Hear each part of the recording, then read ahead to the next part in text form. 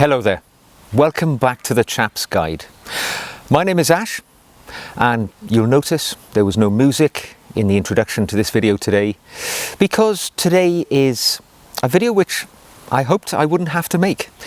It is a tribute, an acknowledgement of the fact that the Elizabethan era ended just a few days ago for us here in the United Kingdom and all the other countries which called Her Majesty Queen Elizabeth II their head of state. The Queen died just a few days ago, and I think it is fair to say there have been many tributes already, and there is of course an outpouring of grief as the country comes to terms with the fact that our longest serving monarch of all time, and maybe one of the greatest leaders of our nation, is now no longer with us. We begin a new era, and we start a time without our wonderful Queen, who of course, for most of us, myself included, was the only monarch that we ever knew. At 52 years of age, the Queen had already been on the throne for a good few years before I was born. And really it's only the generation of my parents, my father being 91, my mother being in her mid-80s, who can recall the coronation of the Queen and her father, the King, before. So she's been with us a long time. She's been this constant in our lives, giving us a sense of security. And it's been very, very interesting. Of course, what she brought to most of us was her qualities, an incredible a sense of duty, a unswerving attention to being the best monarch she could be, with her, with grace, with dignity and with honour, as well as the constitutional roles which she fulfilled for us here in the UK. So yes, it's been a challenging time, very emotional, and many of you actually from other parts of the world and other British and Commonwealth nations have sent me messages of condolence. Maybe not for me personally, but as a way of sending those messages to my fellow subjects in the United Kingdom and the other nations, of course, who also were fortunate enough to call Elizabeth their Queen. So for those of you who have sent me messages and comments, they're very grateful. There is a really profound sense of loss in the UK. Most of us have never known the loss of a monarch. And of course, Elizabeth fulfilled the role of matriarch of our country. She was that rock-solid grandmother who was, who underpinned the family unit. But for us, of course, the family unit was not only our nation, but it was the Commonwealth of Nations, all those other countries whose histories and stories are some way entwined with the British Crown. And, the history of that is fascinating within itself. The sense of sadness is really profound. I took the news on the particular night it occurred, the afternoon rather, quite well, I think. It was only yesterday when the tribute started, being constant on the television, and the impact on society was apparent, that it really hit me. And I have to say, I did feel quite emotional. It was a funny thing. It's not the searing pain that one feels when a close loved one dies, but there is a sense, a sense of loss, like there's a hole in your life. Something has changed and it will never be the same again. That's the feeling I have. So very strange, and I'm sure many other people in the country feel the same. Some are more profoundly affected than others too. Of course, tinged with that sense of sadness, there's also a feeling of gratefulness, because we were very fortunate. We had our Queen for 70 years, an unprecedented period of continuity on the throne. And during that time, we were lucky. We had somebody who embraced the job. Of course, it wasn't a job she was born to do. It was a job she probably wouldn't have sought, and I very much doubt she would have accepted if it had been offered to her with any choice, because the way history, the hand of history was dealt.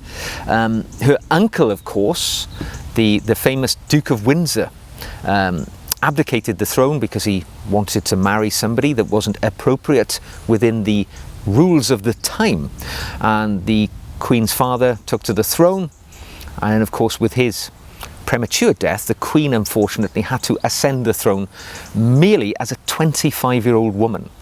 And what a task that must have been in the 1950s to take on this immense undertaking of monarch of not just this country, of course, but the many others which were fortunate to share her. And quite significant countries like Canada, Australia, New Zealand, and the many, many others, too numerous to name. So yes, we were very fortunate that we had her for 70 years. She had a long, very fulfilled life, a very happy life. So there is a sense of gratefulness as well. And I certainly embrace that to make me feel a little better about her passing. Now, whether you're a monarchist or a royalist, whatever you choose to call yourself, or whether you're a Republican, I think it's hard not to acknowledge the fact that the person that we've just lost, Her Majesty the Queen, was very special. But often, many times, as a well-travelled man, I would be on my travels around the world, and I enjoyed travelling. I served in the military, so I spent many years living in other countries as well. I would often field the question, when people talked about the Queen, as they often did, because she was such a prominent part of the nationality of my country, people would say, well, what do you think of this kings and queens business? Isn't it a load of nonsense? And it's a difficult question to parry off, isn't it? When people say to you, how can it be that the United Kingdom of Great Britain and Northern Ireland, this country so synonymous with the promotion of democracy, that has risked its entire existence on a number of wars to prevent tyranny and the lack of democracy in other countries. How can it be that a nation which has the mother of all parliaments, the home of democracy here, how can it be that we accept something as seemingly antiquated as a hereditary monarchy? The fact that our head of state has no other qualification for that role other than an accident of birth. And when people pose that question and maybe make that argument, it is hard in this modern era, this meritocracy in which we live, where the common man born into poverty could rise to become the richest man on the planet if he has innovation, drive and determination. How can it be that we accept a hereditary monarchy? And the fact is, it is hard to have that argument. But the answer to that argument has always been the continuity of monarchy, what it brings us. Because the Queen sat for 70 years on the throne, and now her line continues in the new King Charles. And there is something about the certainty of monarchy which means there's no political interference. Of course, if you're a president, a leader of a country, a prime minister, whatever your nation's system is, there is always the uncertainty of the future. A president always has to have an eye on their next election, which probably isn't going to be too far away, unless you live in a dictatorship. But the president cannot act wholly and totally with the best interests of their nation, because they're always thinking, if I don't get elected, we will be gone, our policies then disappear.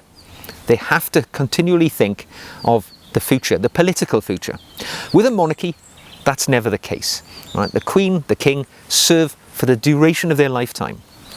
Queen Elizabeth's example is a perfect depiction of that. Only 2 days before her death, she was working. At 96 years of age, she appointed the next Prime Minister of the United Kingdom, one of her constitutional roles. And for those who argue about monarchy and the Queen or King being head of state, you have to remember, we have a constitutional monarchy. It is largely a ceremonial role which the King or Queen holds, with a certain element of soft power. But in truth, obviously our democratically elected parliament take the day-to-day decisions and run the country in his or her name. So we have to understand that monarchy is not some sort of strange dictatorship, but it is, in essence, the King or Queen is, for me, the actual physical embodiment of the country. The crown which they wear on their heads is depicted throughout our whole society. It is on the badges of soldiers, sailors and airmen, police officers, other emergency service workers. It is the font of the laws by which we control our society here. So whilst the person is important, it is the office that they hold which is the actual demonstration of power and the identity of our nation. And the other nations, of course. Of course, when I say our nation, I mean the other nations which also hold the same monarch as their head of state. So my own journey with monarchy has been interesting, or the Queen. I never met the Queen, you know, of course I'm just an ordinary man, but I did see her on a number of occasions, and at times like this, when one loses somebody of such great magnitude, you reflect upon the times where your lives intersected. And I can go back to 2007, I'm trying to think then, 2007. I left the Royal Air Force and I was about to embark on a new career. But just before I left, I was invited to a Buckingham Palace garden party. Now these are a grand shindig held in the grounds of Buckingham Palace, where upwards of 8,000 people are invited. And there are 3 such events like this every year. And the people who are invited are local dignitaries, you know, mayors, sheriffs of towns, people who do great works for charity. Anybody can nominate somebody to attend a Buckingham Palace, or what they call a royal garden party, by writing to your local Lord Lieutenant, who is the county representative of the Crown, and saying, you know, I think this person does great work, can you recognise them? And they get an invitation to the garden party. So I went to one, and I remember going as a 26-year-old, I guess I was, in my RAF uniform, and wandering around the grounds with all these great and good people. And after a little while, you know, everything stops. The royal anthem is played, the national anthem, and then the Queen, the Duke of Edinburgh, accompanied with a number of other dignitaries, turn up. And I remember that as a very young man, as I was then, seeing the Queen working the crowd, walking amongst these thousands of people, shaking hands, meeting people. And you know, you realise then that her job, her vocation in life, was to make life better for other people, to improve the situation, to recognise, to thank, to honour. That's really what her job was all about. And I left that, you know, feeling quite proud of the institution of monarchy and my part in it. And, you know, off I went into my career. And then, you know, I saw her many years later when I was a police officer. And in her Golden Jubilee year, she created the town in which I worked, a place called Newport in South Wales. She made it a city. It was granted city status by her royal instruction, and she came to visit the city in order to bestow this honour on the city. And I, as a detective at the time, my job was to go into a multi-storey car park overlooking this royal position where the Queen's car would stop. She would get out and mingle with the public. My job was basically just to keep an eye on this car park to make sure no, you know, snipers or anybody else who wished ill things to happen to occupy this position which overlooked this royal area. And whilst I was up there, of course, I had a fantastic view of the proceedings. So I saw the Queen turning up, and she got out of her Rolls Royce with the Duke of Edinburgh at the time. And again, she mingled with the crowd for a very long time. You know, not a hand went unshaked in that crowd if they wanted to. You know, she accepted the flowers, she, you know, shook the hands of the children, gave them time. And again, I was struck by what this person's role was. Of course, the monarchy to us is this sort of magical position, this, you know, fairy tale position, really, this exalted role. And it was strange to see her in the flesh, mingling with the crowds, making people's days, making people's lives. You know, I'm sure the people who shook hands with the Queen on that day think about that moment right now, 20 years later, and it's a special moment in their lives. And I saw the Queen most recently in 2015, when I was working for a charity at the time, or involved with a charity, not working, volunteering. And I was again invited to a royal garden party in Buckingham Palace. And I took my wife on this occasion. And we sort of wandered around, same situation, thousands of people. Sure enough, the old national anthem was played, the Queen and the Duke and all of her associated royal family members were with her, and they again thrust themselves into the crowd with gusto, meeting people, shaking hands, listening to stories, thanking, and so on. And at the time, of course, the Queen was quite an elderly lady in her mid-80s. The Duke, I think, was over 90 at the time. But they were on their feet for more than 2 hours.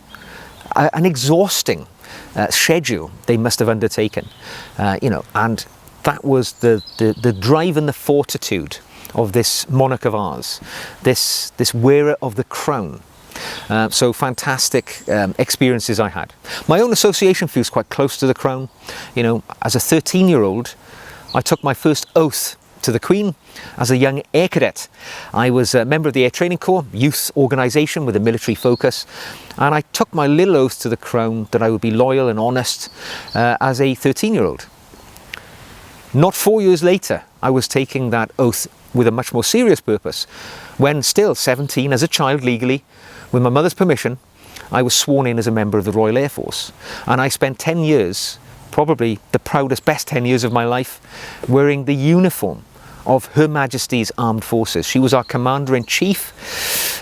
She was the font of our sort of honour, our pride in our role, and we considered her to be the boss.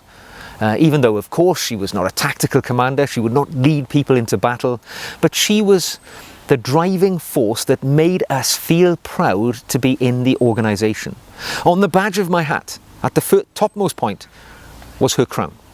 The crown of the Queen, reminding us that her authority stems from this hallowed position. And that's what furthered us on. And even further on in my life, some years later, when I left the military, I took the last oath. I took the oath of a constable to be honest to my sovereign lady, the Queen. And it, of course, when you take the oath as an officer in the police, it imbues upon you the powers of the crown, the ability to make arrests, to take people's liberty from them, very serious powers, which are not used lightly. And again, those powers stem from the crown. It's what gives the people who occupy positions of responsibility in society the strength and the ability to undertake their tasks, always thinking that the boss, the Queen, the monarch, the crown, is our overarching power that allows us to do our jobs. So yes, my life has been sort of very much affected by the monarchy, the crown, and it has been something of an emotional time to hear of the passing of the Queen. Grateful as we are for the time that we've had with her. Of course, we believe now and we pledge our loyalty to King Charles III, a man who has no need to worry about his ability to undertake the role. He's been in waiting for the role for all of his life. Now he ascends that throne, places the crown upon his head, and we are sure that he will fulfill the legacy of his mother and be a fantastic leader for not just my country, but all of the others who also called Queen Elizabeth their monarch. And I'll leave with one final anecdote today. Perhaps my favourite thought, really, of how the monarchy has affected all our lives and has brought us all together. It's been the stitching which has bound together this family of nations. Many years ago, probably 18, 19 years ago, I was in New Zealand. And I was travelling there with my girlfriend, who is now, I'm pleased to say, my wife. And we were travelling around and we'd gone to the South Island and we'd done the whole adventure stuff, we'd been whitewater rafting, parasending, all of that business. And we were about to head back after spending quite some time in New Zealand. And we were in the South Islands. So we needed to catch a flight from Christchurch to Auckland to get our, transcontinental flight back to London. And we had some time to kill. We were there early. So we were driving around, waiting to hand our car back in, and I spied a sign for the Royal New Zealand Air Force Museum. So I said to the wife, look, darling, I was in the RAF. If we've got time to kill, I wouldn't mind doing so in this museum. So we pulls up and goes in, and we're, paying our money or whatever it was to go in. And whilst I was stood in the foyer looking around, an elderly gentleman approached us. He was probably in his 80s, and he said, "Hello folks, I'm a volunteer guide. Would you like me to take you through He was a Royal New Zealand Air Force veteran. I believe he'd been in the service, either in the military or at the very end of the war rather, or very soon afterwards. So he was, you know, a real serious veteran. He was in his 80s, and this is way back in the 2000s. And I said, no, it's okay, you know, I'm ex-RAF, I understand what the airplanes are. I just like to have a walk around and you know, we'll just take it in at our own pace. We don't want to tie you up when you could be showing somebody else who would benefit more from your time. So he said, not a problem. As you go around, I'll be going around. If I see you, I'll pop up and I'll ask you, you know, got any questions, and I can answer any questions you wish. So I thought it was lovely, lovely old gentleman. So off we went. And at one point we got to a stage where they'd set up a number of aircraft in a sort of tableau, you know, sort of in a scenario as the aircraft would have been on the ground in its day. And there was this sparkling, shiny, I think it was a Dakota, I don't know, World War II era aircraft, DC-9 or whatever they were called. I'm not sure. So I was looking at this aircraft and it was all really spick and span, shiny and sparkling. So this gentleman popped up as I was looking at the aircraft and he said to me, "Isn't it a beauty, sir? Isn't it fantastic?" And I said, "Yes, it is. Very, you know, shiny." It was, I think it had like a stainless steel finish. And he said that aircraft there brought the Queen to New Zealand when she visited for the first time after she ascended the throne and became Queen of New Zealand. And I said, "Isn't that amazing?" And he said, see that window there just over the wing?" I said, "Yep." He said, "That is where our Queen sat." And at that moment I understood what was happening. There was a connection.